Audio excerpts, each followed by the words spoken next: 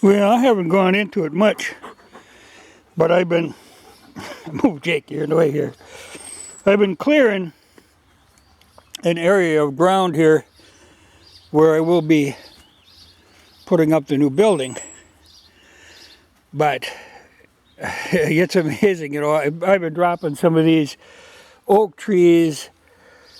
You know, there's a lot of these big ones that kind of overhang, or were overhanging the area. And I have learned from previous mistakes, you don't do that. You don't build underneath a tree. Especially, you know, well, the oaks aren't so bad, but some of these are getting pretty old. But they're, you know, huge trees. And you drop one of these, and there's a heck of a lot of wood in one of them.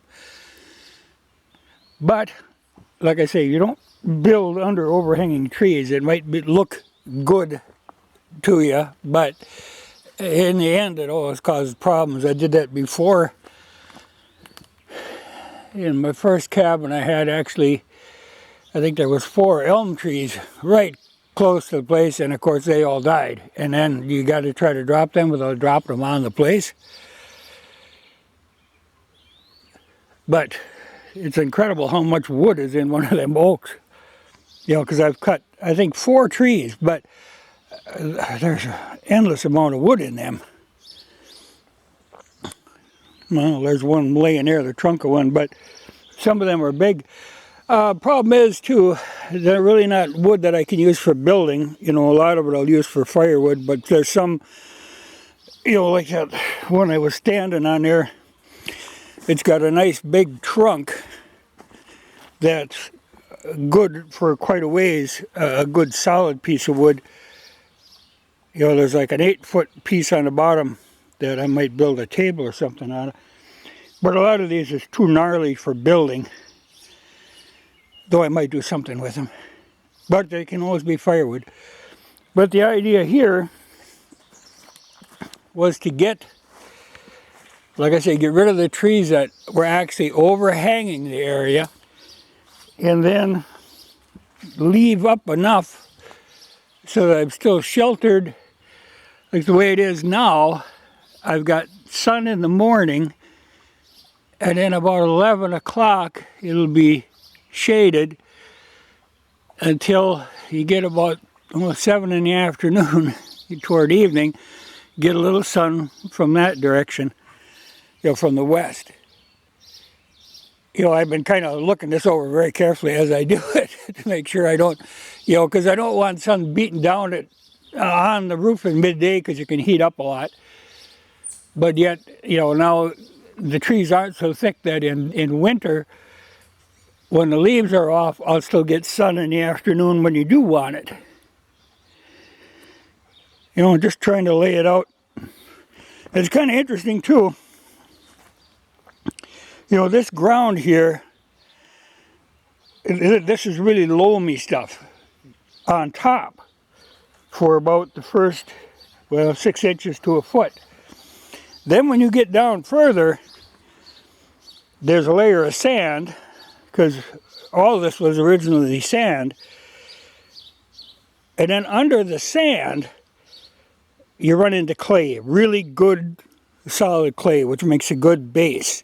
You know, it's nice to have clay underneath. But in that layer between the sand and the clay, there's a layer of this petrified sort of clay that is almost like concrete.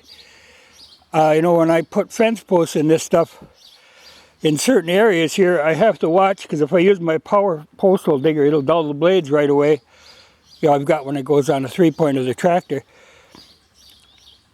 If I use that, it just grinds the blades up, it won't go through. I actually have to dig them by hand. I have to take a crowbar, bust up that layer of that concrete-like substance, and then I can get down into the clay with my hand digger. But good for foundation-wise. But this layer of loam on top is from being under the oak trees. You know, it's a matter of leaves and twigs and acorns falling down and rotting for, you know, like 1,000 years. But there's what my garden is, in that same kind of stuff. you know, where you got that really nice loam. I know somebody was watching one of my videos on the garden and saying, look at that black dirt. Well, that's why. It's the leaf mold over at least 1,000 years. But it makes good soil. You know, that's where I see people doing that back to Eden gardening, where they're taking wood chips and they're trying to do a shortcut to what really is best done by time. But it makes really good soil. Unbelievably good soil, really. Add a little bit of sand in there, don't hurt. But the oak trees, they are something else. But they're very easy to cut when they're green. You know, that stuff cuts very well. But I've been, you know, trying to clear so I don't have any of the overhanging. And I think I've done a pretty good job. I think I'm down to it. I think there's one little tree back there I'm going to take that's kind of a dead one. Because the oaks, the thing is, you know, like the ones I'm building with are tall, like telephone poles, because they grew in crowded conditions.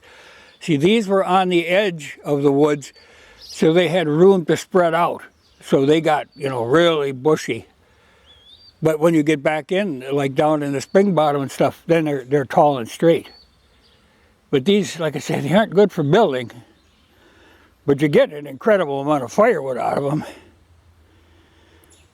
And it does cut easy when it's green. But I've been dragging these things out of here. You know, I've got a lot of them stashed out over out in the open pasture. You know, that I'll cut up for firewood.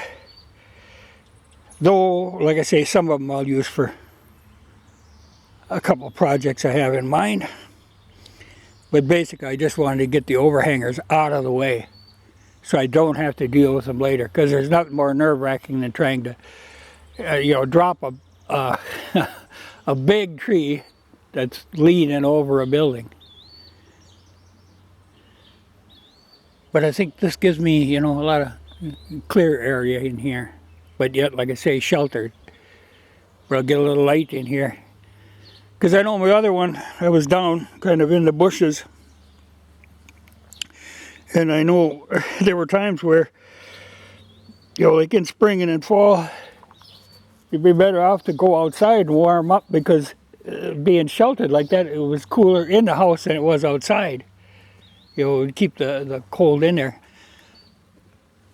So like I say, this way I'm lined up so I've got sun in the morning, which is nice. You know, it's nice to wake up to sunlight.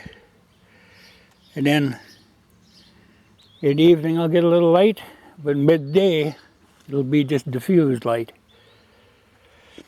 But it's an ongoing thing. I'll show this again once I start laying the building out.